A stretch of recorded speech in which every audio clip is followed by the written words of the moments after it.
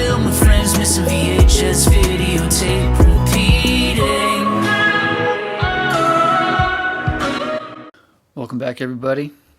Today we're talking about one of my favorites in an oldie,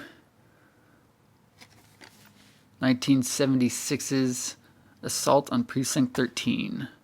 So we've seen this one before in a different edition.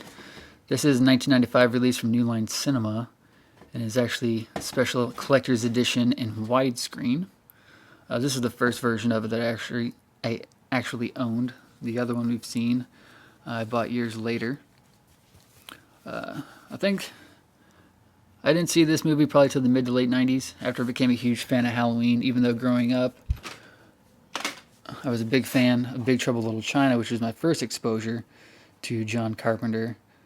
It's kind of one of those things that big fan of Big Trouble in Little China growing up in the 80s, and then years later in the mid 90s I became a big fan of Halloween, and it wasn't until I really started following movies that I kind of put two and two together and realized it was the same guy.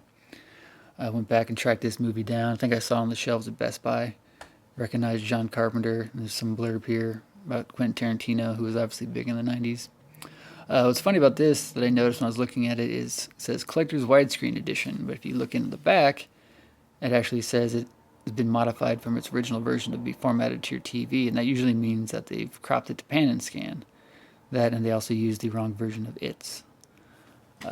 Big fan of this movie. I love the 235:1 aspect ratio of it. The old 70s, late 70s, early 80s stuff of John Carpenter I think is beautiful. It's got a fantastic score. Great performances by Darwin Jostin and Austin Stoker. It's got a lot of our favorites in there, Charles Cyphers and Nancy Loomis, both of whom I've met before in my life. It's pretty cool. If you've never seen this movie, I suggest you check it out. I also suggest you don't ever watch the remake, because it's completely different. Let me know, did you guys ever see this movie in theater when it first came out back in the 70s? Have you seen it subsequently since?